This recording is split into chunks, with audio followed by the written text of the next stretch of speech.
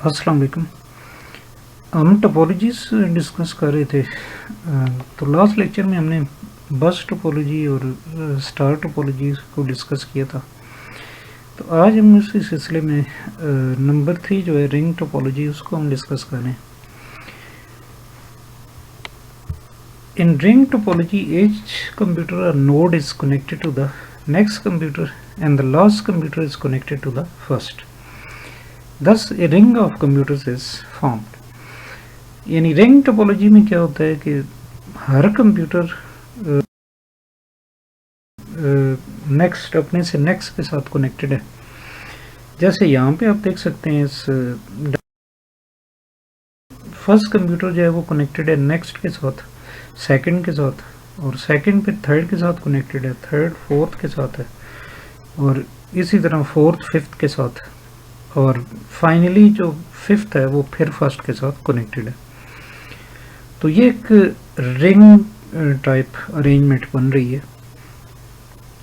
Right side पे यहाँ पे मैंने आपको दिखाया भी, इस रिंग टाइप नेटवर्क के अंदर डेटा की ट्रैवलिंग कैसे होती है। तो यहाँ भी देखें कि यूज़ हो रही है। वो आपको याद होगा कि पहले एक लेक्चर के अंदर हमने देखा था कि लैन प्रोटोकॉल्स जो होती हैं उसमें हमने ईथरनेट देखा था, इसके अलावा हमने आर्कनेट की बात की थी, फिर टोकन रिंग की बात की थी।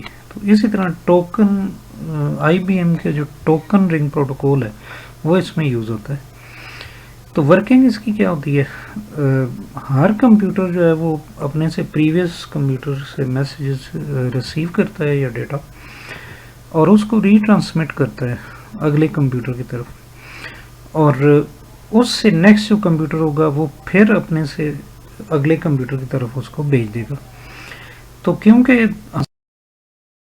ट्रांसमिट कर रहा होता है अपने से पिछले कंप्यूटर से रिसीव करके डेटा को, और उसको फिर नेक्स्ट की तरफ वो सेंड कर रहा होता है, तो सिग्नल जो है वो ऑटोमेटिकली स्ट्रांग होता चला जाता है, और इसमें किसी भी स्टेज पे सिग्नल फिर वीक नहीं होता।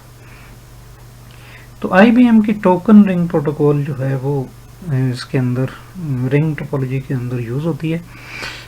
यानी वो रिंग प्रोटोकॉल जो है, टोकन रिंग प्रोटोकॉल क्या थी, उसमें डेटा के ट्रैवल करने के लिए एक खाली पैकेट अवेलेबल होता था जिसको हम टोकन कहते थे, और जिस कंप्यूटर ने ट्रांसमिट करना होता था वो उस खाली टोकन को लेता था, अपना डेटा अटैच करता था, अपना एड्रेस और डेस्टिनेशन का एड्रेस उस टोकन को नेटवर्क के ऊपर सेंड कर दिया जाता था, और वो फिर टोकन पास होता होता हर कंप्यूटर के हर कंप्यूटर को रिसीव होता है, और उसके बाद फिर वो जो भी कंप्यूटर जिसका वो पैकेट होता है वो उसको ले लेता है, और जिसका नहीं होता वो इग्नोर कर देता है। अब इसके एडवांटेजेस और डिसएडवांटेजेस की बात करें, देखें कि सारे कंप्यूटर्स जो होते हैं रिंग के अंदर इक्वल एक्सेस होने होता है नेटवर्क का। तो यानी वो कनेक्टेड है, तो कोई भी कंप्यूटर किसी भी वक्त डेटा को सेंड कर सकता है। Sometimes a double ring is used to increase the reliability of the network. बाज़ औक़ात ये भी होता है भी, हम ख़ास तौर पे जो जहाँ पे हमें रिलायबिलिटी ज़्यादा चाहिए होती है, मतलब ये कि हम चाहते हैं भी डेटा जो है वो इन ऑल केसेस उसकी जो ट्रैवलिंग है वो स्मूथ रहे, एक स्मूथ तरीके से काम करता रहे आपका नेटवर्क। तो उसमें डबल रिंग का कंसेप्ट भी है कि एक रिंग अगर फेल हो जाता है तो फिर ऑटोमेटिकली जो दूसरा सेकेंडरी रिंग होता है उसके ऊपर कंट्रोल आ जाता है, और वक्ती तौर पे टेम्परेरीली सेकेंडरी रिंग के ऊपर कंट्रोल आता है, और जब भी फर्स्ट रिंग जो है वो दोबारा ठीक काम करना शुरू कर देता है तो फिर दोबारा से फर्स्ट जो प्राइमरी रिंग होता है उसके ऊपर डेटा ट्रैवल करना शुरू कर देता है। क्या है कि एक कंप्यूटर अगर फेल हो जाए तो फिर पूरा नेटवर्क डाउन हो जाता है। तो टोपोलॉजी ऐसी कि जिसमें एक कंप्यूटर के बंद होने से या फेल होने से पूरा नेटवर्क बंद हो जाता है। वजह इसकी ये भाई वो हर जो नोड है या कंप्यूटर है उसके ऊपर IBM का एक स्पेशल सॉफ्टवेयर IBM प्रोटोकॉल को, टोकन रिंग प्रोटोकॉल को यूज़ करते हुए, तो वो फिज़िकली मतलब प्रैक्टिकली वो रिसीव करता है अपने से पिछले कंप्यूटर से डेटा को, और फिर उसको सिग्नल को स्ट्रॉन्ग करके रीसेंड करता है आगे। तो अगर वो एक चेन की सूरत में वो काम कर रहे हैं, तो एक सिस्टम अगर फेल हो जाए तो वो फिर सारा नेटवर्क ही फेल हो जाता है। It is difficult to troubleshoot a ring network.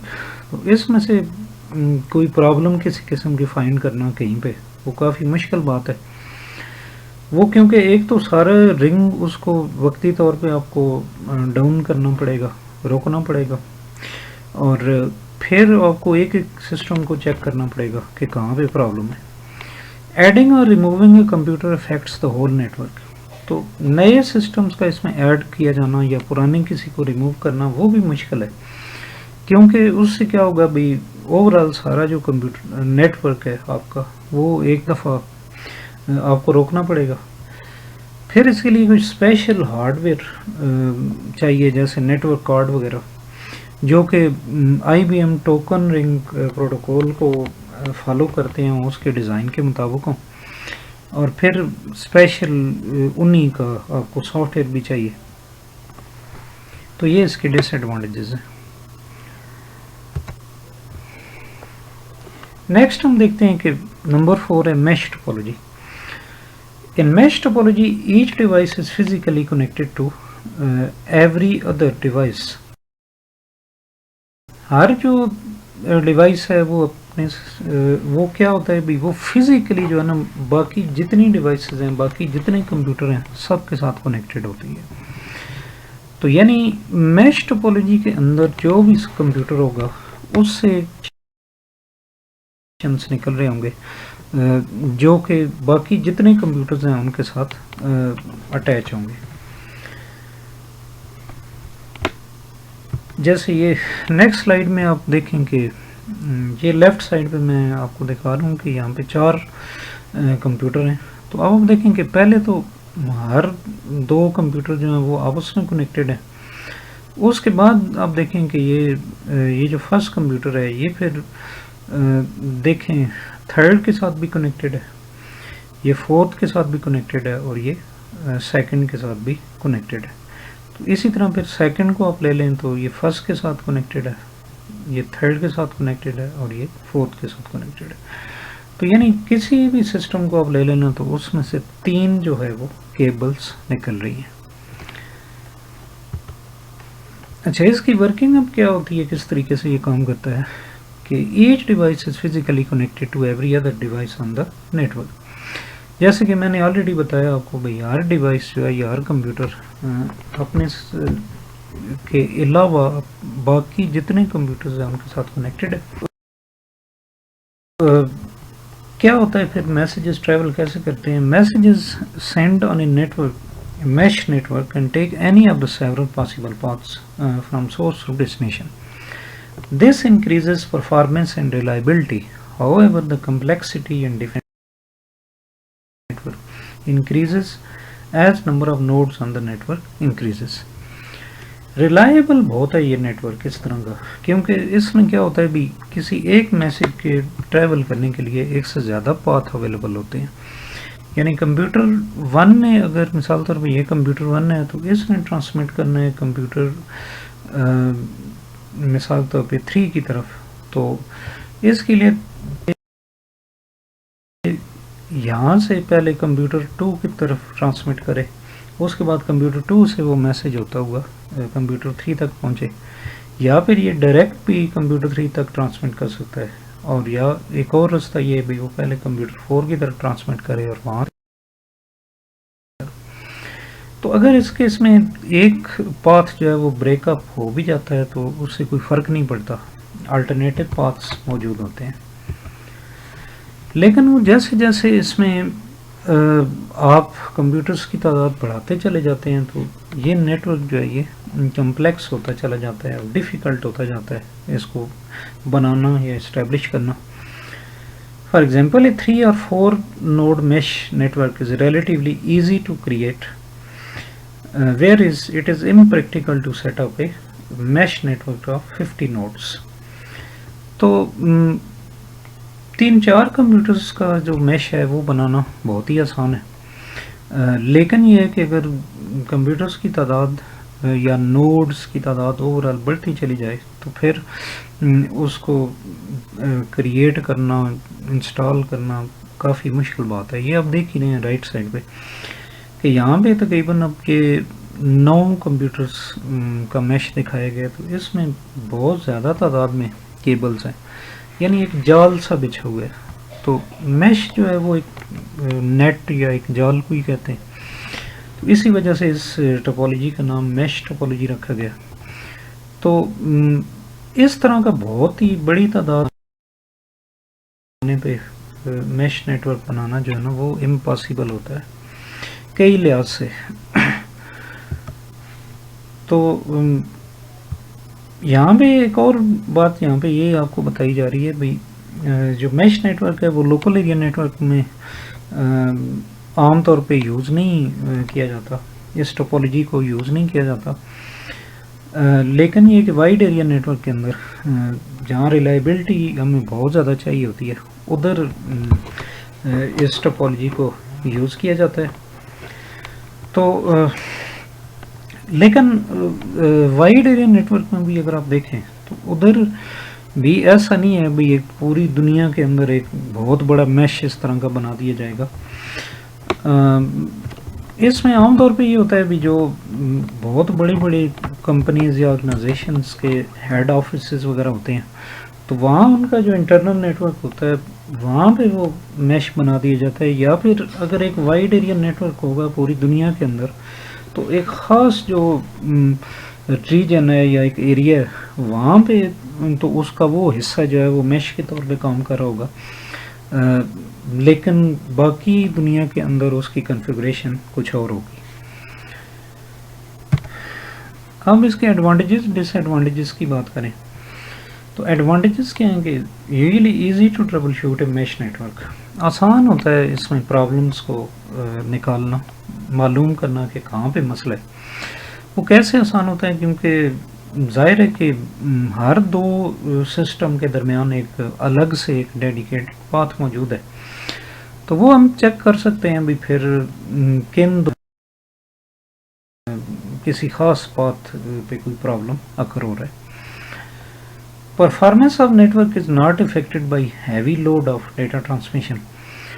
तो ओवरऑल अगर देखा जाए तो पूरे नेटवर्क की परफॉर्मेंस डिग्रेड या डाउन नहीं होती. वजह उसकी ये होती है भाई एक से ज़्यादा पाथ होते हैं तो डेटा पैकेट्स जो हैं वो एक से ज़्यादा पाथ्स के ऊपर ट्रैवल कर सकते हैं मुख्तलिफ रास्तों से.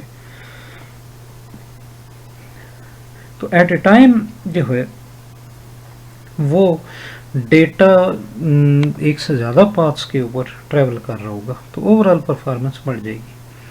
डिसएडवांटेजेस क्या हैं? It is very costly. Costly किस वजह से है भाई? इसमें एक तो ये है कि अब एक सिस्टम के से एक से ज़्यादा केबल्स निकल रही हैं तो केबलिंग बहुत ही बड़ी तादाद में इसमें यूज़ हो रही है. तो फिर इसमें आपको कुछ स्पेशल हार्डवेयर और सॉफ्टवेयर आपको चाहिए. तो मिसाल तौर पे आपको नेटवर्क कार्ड ऐसे चाहिए होंगे कि जो एक ही वक्त में कई कनेक्शंस को सपोर्ट करें, यानी केबल्स एक से ज़्यादा आप उसके साथ कनेक्ट कर सकें. तो फिर आपको स्पेशल किस्म के कनेक्टर्स भी आपको चाहिए होंगे. तो सॉफ्टवेयर आपको स्पेशल किस्म का चाहिए तो इस वजह से ये कॉस्टली है. It's installation and reconfiguration is very difficult. Install करना, फिज़िकली अप्लाई करना जो है वो मुश्किल है काफ़ी. और अगर किसी वजह से उसको चेंज करना पड़े, उसके अंदर कोई चेंजेस करनी पड़े, आपको रीकॉन्फ़िगर करना पड़े तो वो भी काफ़ी मुश्किल. उसके बाद हम नंबर 5 देखते हैं, tree topology. Tree topology combines characteristics of linear bus and star topologies. It consists of groups of star configured workstations connected to a linear bus as backbone cable for the network. Tree topology में क्या होता है भाई, एक से ज़्यादा अगर आपके पास स्टार टोपोलॉजी को फॉलो करते हुए नेटवर्क्स हैं, मिसाल तौर पे किसी कंपनी का अपार्टमेंट्स या मुख्तलिफ जो रूम्स हैं उनके अंदर मुख्तलिफ नेटवर्क्स बने हुए हैं, स्टार नेटवर्क्स अलग अलग से बने हुए हैं, 3 डिपार्टमेंट्स के अंदर 3 अलग अलग से स्टार नेटवर्क्स हैं, तो उनको आप क्या कर सकते हैं, एक सेंट्रल केबल की मदद से कंबाइन आप उसमें कर सकते हैं। तो ये जो ओवरऑल एक बहुत बड़ा एक नेटवर्क कह सकते हैं भी, इसमें ट्री टोपोलॉजी को फॉलो किया जा रहा है। ये जो सेंट्रल केबल है, मरकजी जो केबल है जिसकी मदद से आप इसको आपस में मिला रहे हैं, तो इसको हम बैकबोन या बस कहते हैं। तो ये कॉन्फ़िगरेशन जो है ये ट्री टोपोलॉजी कहलाएगी। एडवांटेजेस क्या हैं इसके, point two point wiring for individual segments के, मतलब आप जो है सेगमेंट यहाँ पे किसको कह रहे हैं, सेगमेंट ओवरऑल जो है ना इस एक स्टार नेटवर्क को सेगमेंट कह रहे हैं, यानी ये पहला सेगमेंट है, फिर ये दूसरा है, फिर ये तीसरा है। तो आपको जो है ना एक पॉइंट टू पॉइंट कनेक्शन या वायरिंग अवेलेबल है किसी भी 2 सेगमेंट्स के दरमियान। मतलब देखा जाए तो ये वाला जो पूरा सेगमेंट है स्टार नेटवर्क का और ये वाला, तो ये दोनों आपस में डायरेक्टली इस तरह कनेक्टेड है। फिर supported by several hardware and software manufacturers, तो बहुत सारे हार्डवेयर और सॉफ्टवेयर मैन्युफैक्चरर्स जो हैं वो इस ट्री टोपोलॉजी को सपोर्ट करते हैं। सपोर्ट करने का मतलब ये है भाई, ट्री टोपोलॉजी के अंदर यूज़ होने वाले मुख्तलिफ़ किस्म का जो हार्डवेयर और सॉफ्टवेयर होगा तो वो आम अवेलेबल होगा। मुख्तलिफ़ कंपनीज इस हार्डवेयर और सॉफ्टवेयर को क्रिएट करती हैं, तो आपको कोई किसी किस्म का प्रॉब्लम नहीं होता। डिसएडवांटेजेस क्या हैं, overall length of each segment is limited by the type of cabling used. Overall किसी भी सेगमेंट की लेंथ कितनी हो सकती है, यानी एक सेगमेंट दूसरे सेगमेंट से कितना दूर हो सकता है, तो ये डिपेंड करता है भी आप केबलिंग कौन सी यूज़ कर रहे हैं। तो अगर आप जो है वो मिसाल के तौर पे वो बैकबोन या बस के तौर पे आप कोएक्सियल केबल को यूज़ कर रहे होंगे, तो उसकी एक अपनी उसकी एक लिमिट है, वो 500 मीटर तक नॉर्मली उसका सिग्नल डाउन नहीं होता, तो आप लेके जा सकते हैं। तो अगर आप इधर फाइबर यूज़ कर रहे होंगे तो वो ज़ाहिर है कि बहुत ज़्यादा डिस्टेंस को सपोर्ट करेगी। If the backbone breaks down the entire network goes down, अगर बैकबोन जो है ये जो सेंट्रल केबल है ये डाउन हो जाती है, तो फिर जाहिर है कि ओवरऑल आपका नेटवर्क काम नहीं करेगा। लेकिन ये बात याद रखनी चाहिए कि इंडिविजुअल सेगमेंट्स में अलग अलग सेगमेंट्स काम करते रहेंगे अलग से, यानी ये नेटवर्क भी काम करता रहेगा, ये भी करता रहेगा, ये भी, लेकिन दरमियान वाला उनका कनेक्शन ब्रेक हो जाएगा। It is more difficult to configure and wire than other topologies, तो इसको भी कन्फिगर करना, इसको बनाना, इम्प्लीमेंट करना काफ़ी मुश्किल है।